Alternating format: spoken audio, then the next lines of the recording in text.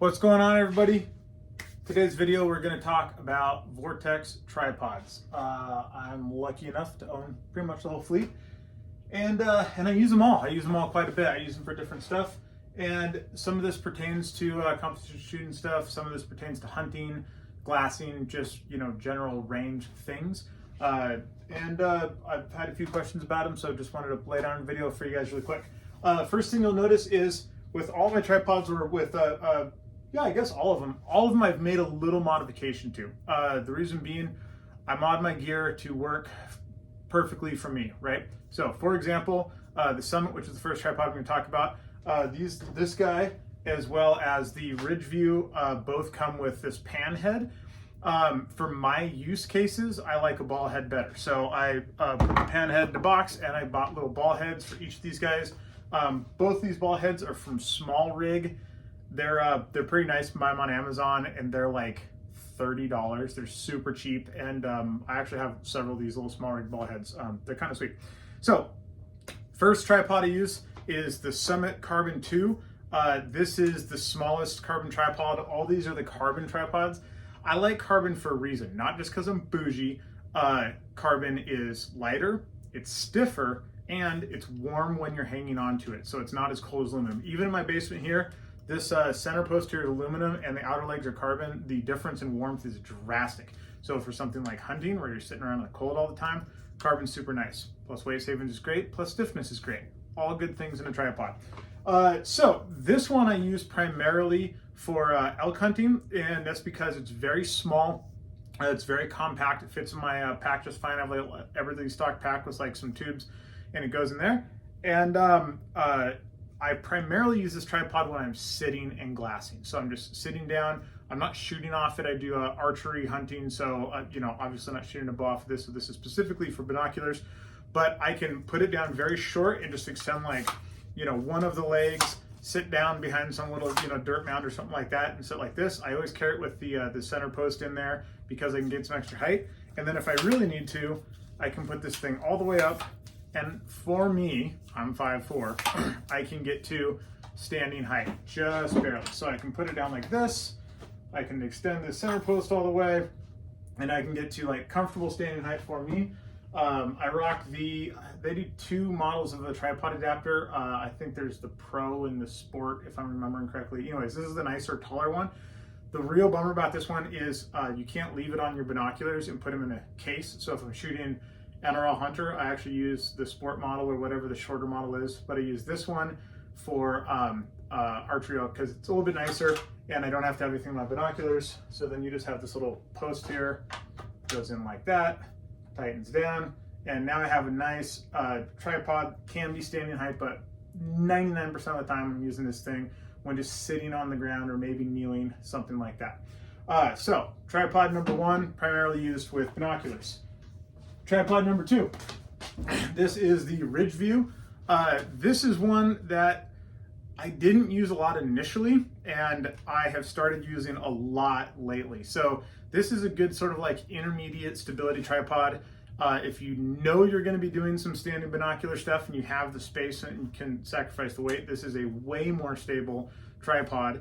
It is a 2-leg section, and so it extends once, extends twice, but it's significantly more stable than the little tiny Summit tripod is. Also put a ball head on this. This one was a Leo photo ball head. Same thing, it was like a $45 Amazon ball head, something like that. Wasn't anything super crazy, just because for my use case, that makes the most sense. But where I really like this tripod is if I just need a quick tripod for a little bit of offhand stability. So I quite often run it with a bag, attach it to the little archer rail here, and I will use this tripod to zero my pistol. So if I'm going with like a nice 25-yard, very stable zero, I will use this to shoot off of. I will use it as a positional tripod in 3-gun for matches where I'm flying to a match I really need to save a lot of weight. This is plenty stable to shoot off of anything that we're going to shoot off of in 3-gun. I just lay it right on there, generally not clipping it onto the rifle. I also use it to zero my shotgun for slugs, so it's a nice solid thing that I can shoot off of. And then when I'm zeroing my AR, my offset red dot I zero at 50 yards. I also zero that off of here. So primarily I use this for zeroing or shooting positional stuff in a 3-gun match that allows you to shoot off of a tripod. If I can sacrifice the weight and I can carry this thing around, it is a significantly more stable tripod than the Summit is, so I will bring this along if I'm doing a lot of glass and I'm just on a scouting mission. I'm not packing around a bow or anything like that. So tripod number 2. Tripod number 3 is my very favorite tripod. This is the Switch View, and I did make a modification to this as well. I just got like a quick release Arca Swiss attachment because I use this guy for NRL Hunter matches where you're clipping in and out all the time and you're doing it on the clock, so you're doing it really, really fast. This tripod, the reason that I love it so much is it packs down significantly smaller than the Radian, which is the one we're going to get to in a minute, because all the legs sit together. And then it has this sort of like upside down ball head. So I can set that thing down, set it to whatever my height's going to be, put my rifle into this guy, and then to adjust it, you just pop this guy and that moves your ball head around, but you don't have to go down all the way tight. So what I'll do is I'll actually get behind the rifle and I'll run my hand over this guy, and as I get in position, I'll sort of like snug it down, but I'm not going to go all the way snug, tight enough that I can move this thing around a little bit, but still loose enough that I can make little micro adjustments on the clock. So this is the one that I use for NRL Hunter stuff. It's not quite as stable as the Radian, and you definitely notice that when you're looking to like a spotting scope or something like that, and you have a lot of magnification, you get more tremble on this guy than you do with the Radian, but it's still plenty stable and it's way quicker to use in my opinion, and I think stable enough. Like you're already shooting off of really weird places, you're setting this up in really awkward spots. For that application, it's the one that I like the most, especially if I have to deploy it quickly, set it up fast. All of these tripods you can do all kinds of crazy stuff with. So obviously the legs go out like this. They also go, all the way out to the sides. So you could like set up this sort of a position, shoot off of some rock and in a gully. They collapse in nice little increments. They do all of the tripod-y stuff that you would expect them to do. And the last one, the big boy, the Radian is the first big old carbon Vortex tripod that I got. Again, I changed it out with a quick release lever because my NRL hunting partner has been using this guy and we want to clip in and out quickly. This thing was like $12 on Amazon. It is a Sunway Photo AC60, and I am quite impressed with how nice this little plate is for being like $12. I was like, it's $12. How can you go wrong? And it was quite nice. So I threw that on there.